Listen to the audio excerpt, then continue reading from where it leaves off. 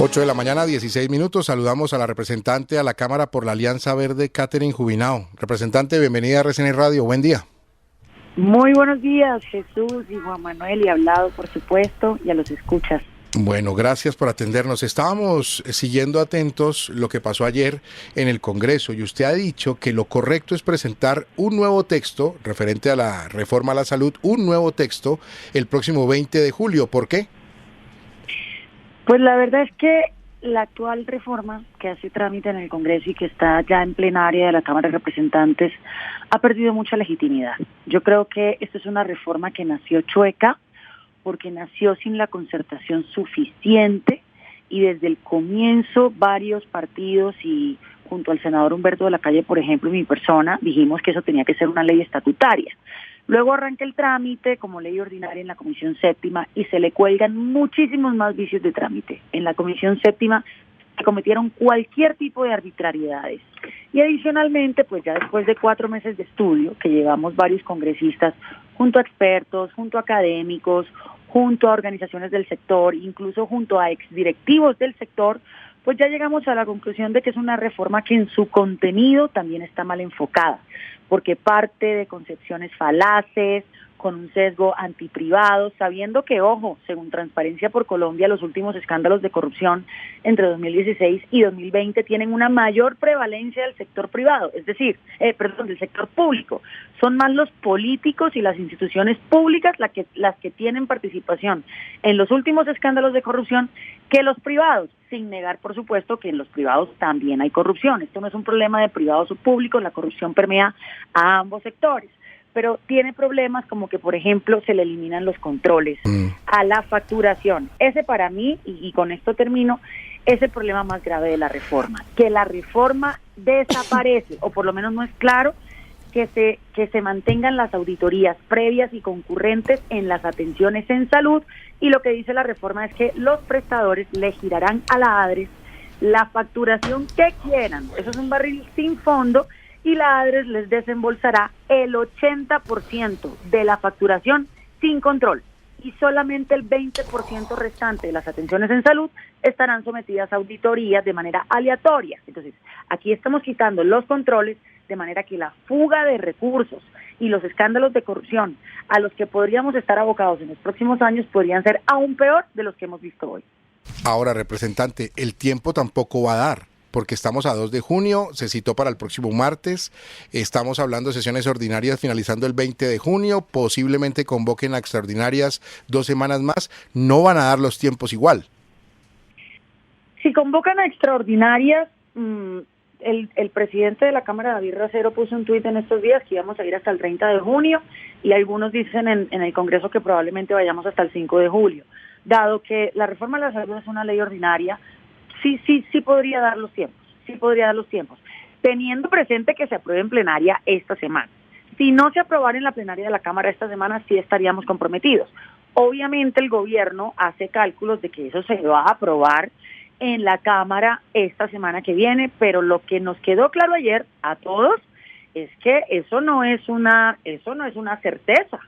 Varios partidos que han venido, apoyando un poco la reforma, ayer estaban ya, pasando a otra posición de que a lo mejor no la apoyaban, porque es que también hay que decirlo, como ya la totalidad de los representantes nos tuvimos que estudiar la reforma, probablemente no todos nos la habíamos estudiado hace 4 meses, algunos arrancaron más viciosos que otros, pero a hoy sí ya todo el mundo se la tuvo que estudiar, entonces ya se empiezan a entender las implicaciones de la reforma. De nuevo, la desaparición de controles a la facturación, que se le están entregando una cantidad de responsabilidades nuevas a la ADRES sin que la ADRES tenga la capacidad. Vea este dato. La ADRES actualmente audita el 2% de las atenciones en salud de todo el sistema. Esto equivale más o menos a 50,000 facturas al mes. Pues resulta que el sistema en su conjunto, con todas las EPS públicas y privadas, audita entre 8 y 10 millones de facturas al mes.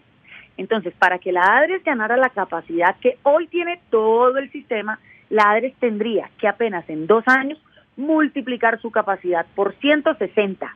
Y esto, pues la verdad es que genera muchas dudas porque la ADRES ni siquiera ha podido contratar en este momento su propia auditoría. Desde 2020 viene con problemas contratando su propia auditoría.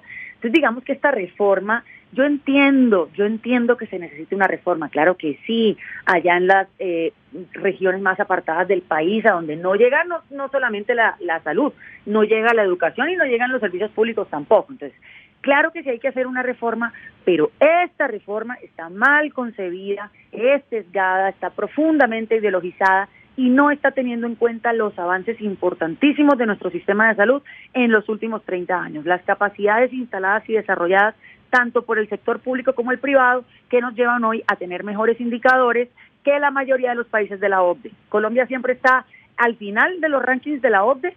Salud es único de los pocos en donde estamos por encima de los países de la OCDE. Representante, si la reforma a la salud la estudian y la debaten a fondo y todo, como usted bien dice, pues los tiempos están muy justicos, ¿no? A menos que se pusieran a pupitrearla.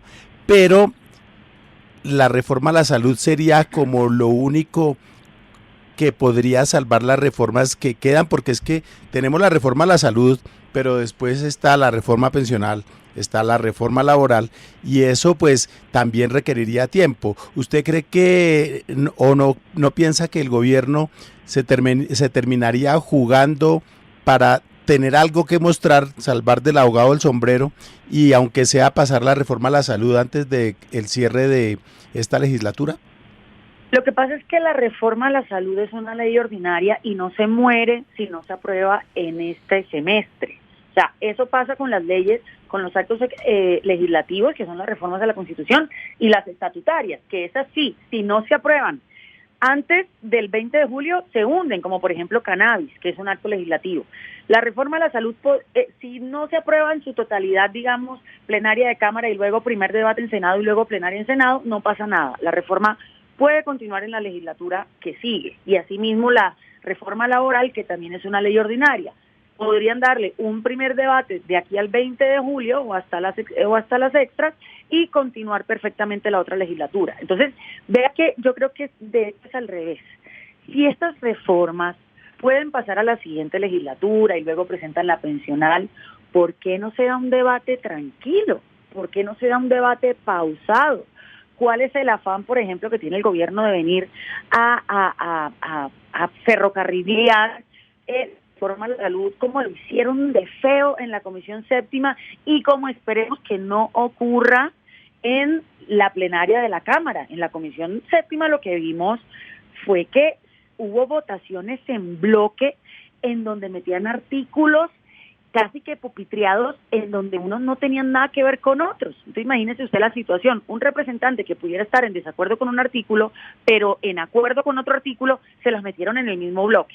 Muchas de las digamos, de los riesgos que tiene esta reforma es que no pase el examen de constitucionalidad en la Corte Constitucional, justamente por la cantidad de vicios que estamos viendo. Entonces, ¿cuál es el afán? ¿Cuál es el afán? Demos las discusiones de la reforma de manera pausada. Y en el caso de la salud, yo sí creo que ya como ha perdido legitimidad esta reforma por lo atropellado que ha sido su trámite, lo mejor sería retirarla, llamar a una mesa amplia con todas las organizaciones, los expertos, los partidos y presentar un nuevo texto el 20 de julio. Representante, finalmente agradeciéndole el tiempo con los oyentes de RCN Radio, ¿qué fue lo que pasó ayer que la vimos en un video ahí como bastante exaltadas? Estaba usted, estaba Cristian Avendaño, estaba Catherine Miranda, estaba Marta Alfonso. ¿Qué fue lo que pasó? Bueno, lo primero es que yo respeto mucho a mis colegas del Partido Verde y en este caso yo respeto muchísimo a la representante Marta Alfonso, que es una de las coordinadoras ponentes de la reforma. Ayer yo creo que lo que sucedió es que simplemente todos estamos siendo víctimas de la angustia.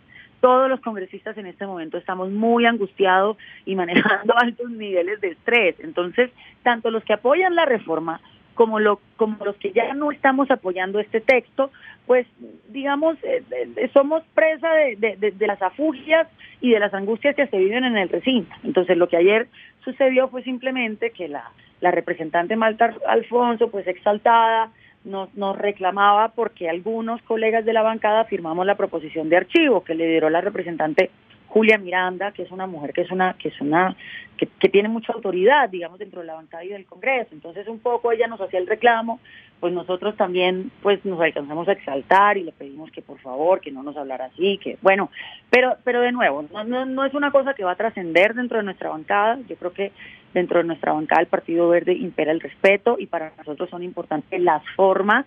Las formas a veces son tan importantes como el fondo o a veces más. Entonces es un impasse que no va a perpetuarse, que digamos está saldado, pero que obviamente pues el debate que apenas empieza en la plenaria pues va a ser duro. Y un poco la invitación a todos los colegas representantes es a que esto no nos lo podemos tomar personal. Las diferencias que tengamos entre los partidos e inclusive al interior de los mismos partidos no debe producir, digamos, enfrentaciones de tipo personal, ni digamos ya un estatus de rabia o de frustración, por más que nos sintamos frustrados tanto los que apoyan como los que no apoyan la reforma. La invitación es a dar el debate, que de nuevo va a ser duro, hay que darlo de la manera más respetuosa posible, con una elevada estima entre nosotros, sabiendo que cada uno desde su posición está tratando de hacer lo mejor por el país, está tratando de ser responsable con sus electores, está tratando de actuar en el marco de sus convicciones. Entonces esa es mi posición ante el resto de mis colegas y pues que venga el debate, porque en cualquier caso para eso es el Congreso de la República, es la casa de la democracia, es donde tenemos que dar los altos debates de la nación. Entonces tenemos que hacerlo con el mayor nivel de garantía, con las garantías para la oposición, con profundidad, con rigor y ojalá con el apoyo de los expertos y de la academia, que es también por lo que yo abogo que hagamos en el marco de esta reforma. Catherine Jubinao, representante de la Cámara por la Alianza Verde, gracias por estar en RCN Radio. Buen día para usted, feliz fin de semana. Muchas gracias. Muchas gracias a ustedes, lo mismo para ustedes y los oyentes.